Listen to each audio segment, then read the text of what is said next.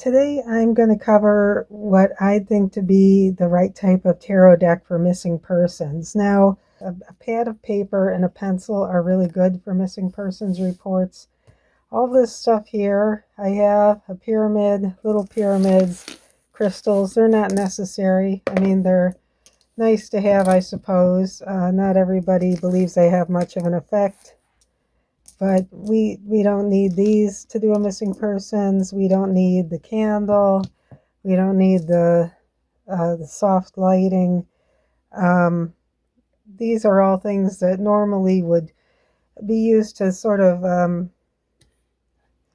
well, depending on a person's belief system, it would either add some psychic ability or help you with your psychic ability, or it would just be decorative for the person you're reading for. And I guess what I'm going for here is the difference between a tarot deck that you'd use for a private person and a tarot deck that you'd use for missing persons. And I'm going to start out with 3 new decks. As you can see, these all have the cellophane still on them, or shrink wrap, I should say. And I'm going to start opening these while I talk. Most people learn how to tarot read on a Rider-Waite deck, and that's one of these. Well, this one's just called the Rider, but there's all different versions of it. Here's a regular size one. Here's a mini one that you can carry in your pocket. Here's one with the meanings printed on them. That's kind of a learner's deck, or just something if you're also looking for keywords. This is a box set, and this actually does say Rider-Waite. And a lot of people know these were designed, the artwork was designed by Pamela Coleman Smith.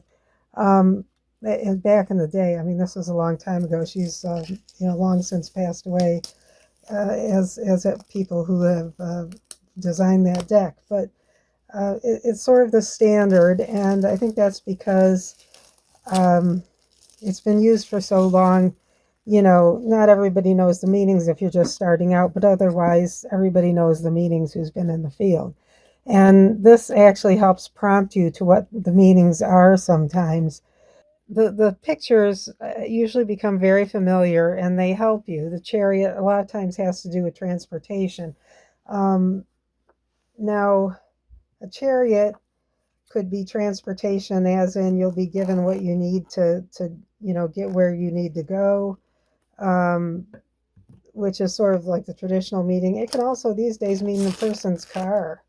Like, an upside down chariot could mean that they're going to start having car problems, or maybe they'll have to be without a car. Things like this, and you'd have to use your psychic intuition to go beyond that. Let's see, what else do we have here? The Empress, that a lot of times is a fertility or pregnancy card. I've seen it used as in one deck where I sort of had the intuition that I should read the insert. It turned out in that particular deck it was a prostitute, and I was doing a reading about a lady who kind of swung from, basically relied on boyfriends to support herself. She didn't want to work, or at least not work a traditional job, or not work much, whatever. Her job, she thought, was to seduce men and live with them to support herself. And, I guess the spirit world thought that was a prostitute. This is the Crossroads card.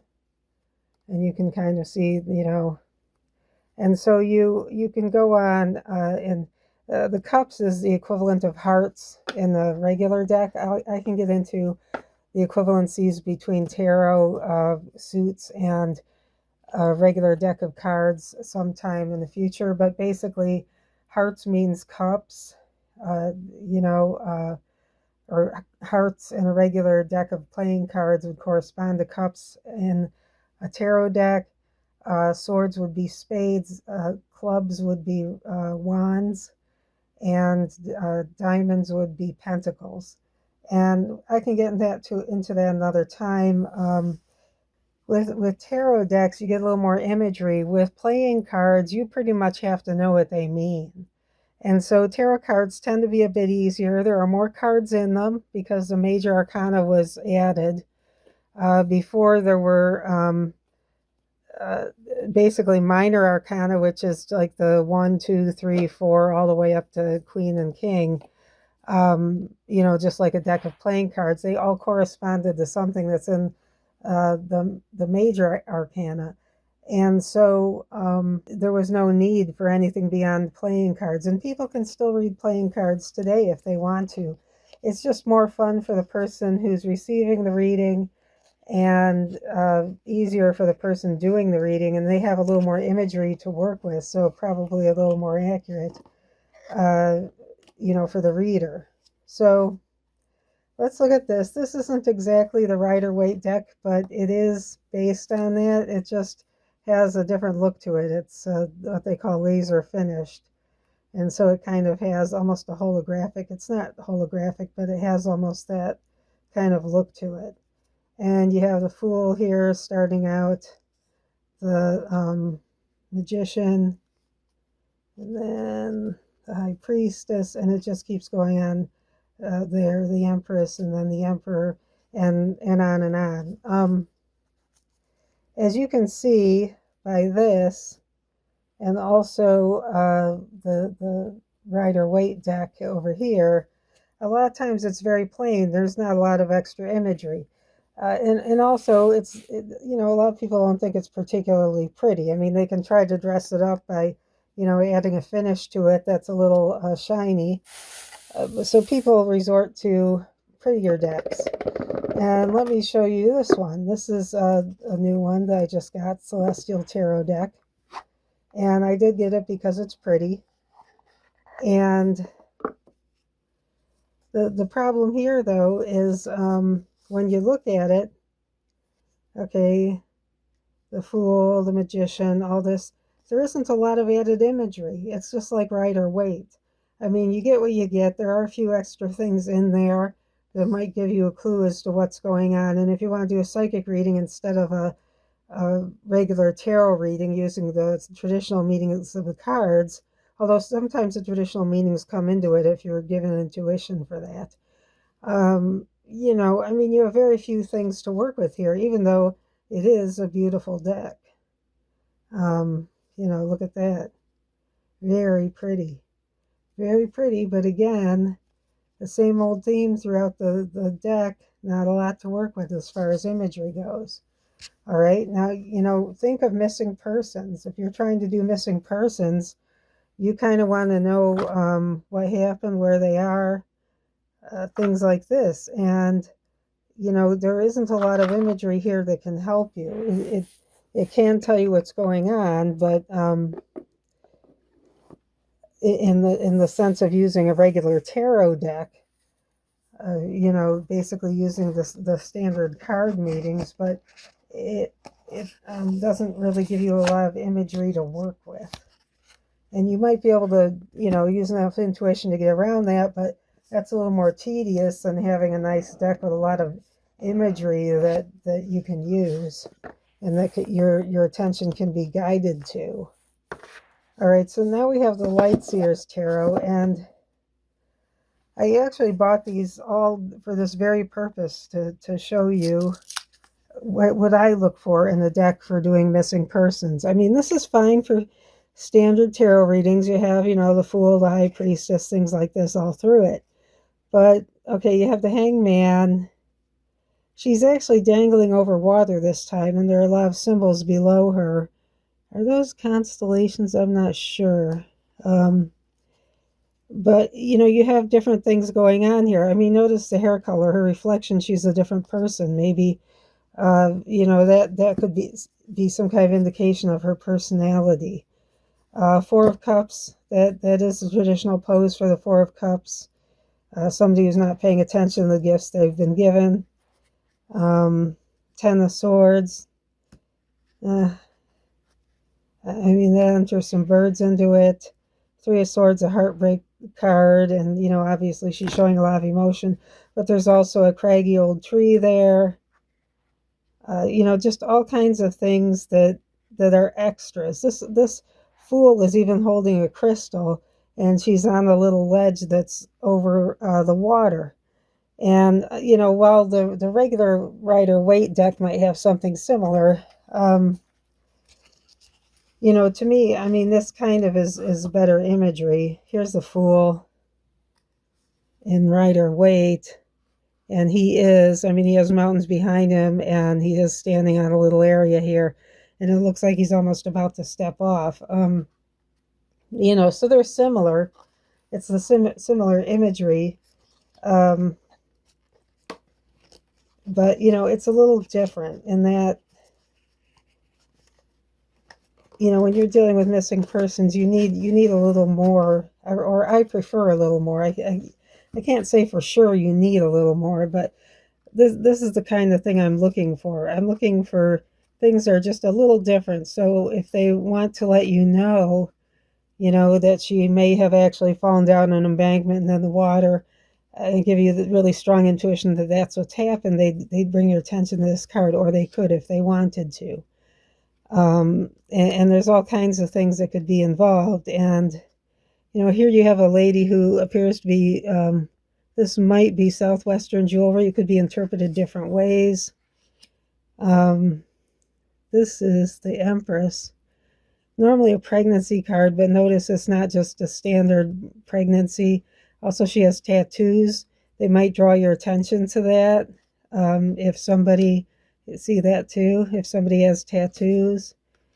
Just all kinds of things. Staircases. That could be interpreted different ways. Interracial tattoos. And there's another step. I could open this one. This is actually a fortune reading deck that has a lot of things about a home in it. So, I mean, I actually got this one because this would be handy for missing persons. What I find with missing persons versus regular people is when you get into missing persons, a lot of the imagery, first of all, it's almost as if they're trying to protect the reader so the reader doesn't get traumatized. So I think there is a lot of symbolism used.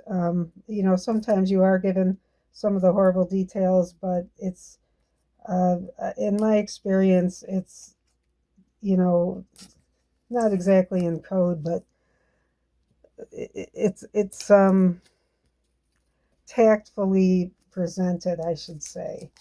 And I think that's just basically to protect the reader from having to hear about all these terrible details. I mean, if you want to know the terrible details, you might be given some, but most of the time just finding the person is good enough. And sometimes it's a happy ending, like they just stayed overnight at their friend's house or something, which actually was something I read for, but I didn't give that reading to anyone.